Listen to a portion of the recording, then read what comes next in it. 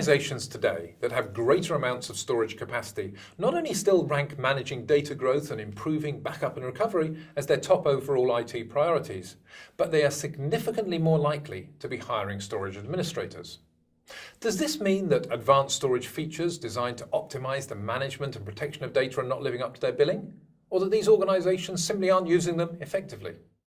ESG's 2012 IT Spending Intention Survey marked the third straight year in which the increased use of server virtualization, improved backup and recovery, major application deployments, managing data growth, and information security were all chosen as top IT priorities.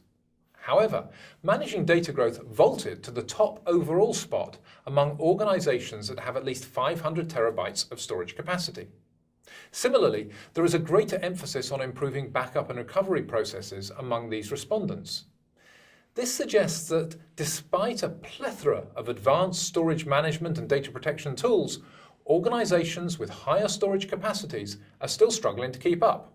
Hold the fort, tame the data monster, whatever phrase you like. This insight is perhaps counterintuitive and definitely worrying. Indeed, the fact that larger organizations rank managing data growth ahead of trendier initiatives like server virtualization and private cloud technology speaks volumes.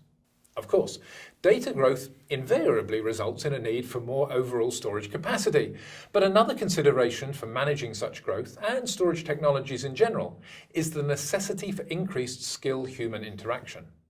Certainly, the ability of administrators to manage far more data than was ever considered possible years ago has helped to mitigate the personnel needs.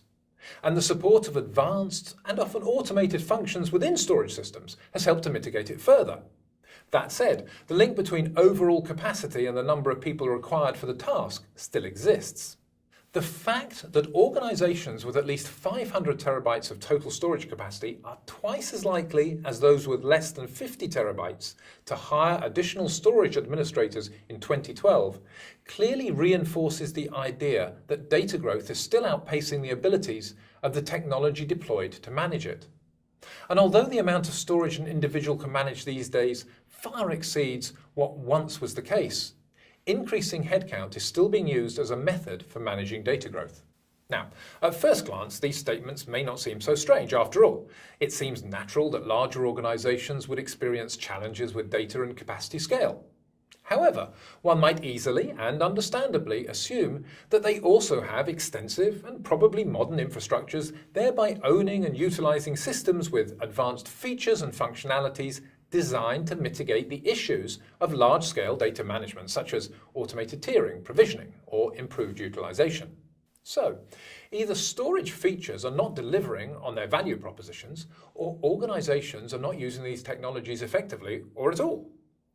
The takeaway point is that both the storage industry and end users must continue to focus more than ever on storage management and efficiency. The beast of data growth has not yet been completely tamed by all the recent technological advances, so vendors must continue to push the development of features that allow storage infrastructures to keep pace with growing data volumes, especially in increasingly dynamic contemporary IT environments. Likewise, if users are to maximize their storage investments, they must take the time to learn about the various capabilities of today's systems and commit to leveraging them whenever possible. This is something vendors can also help to drive through education and training. Otherwise, as these research findings show, unless and until the direct linkage between data volumes and cost can be broken, storage has an unsustainable IT future.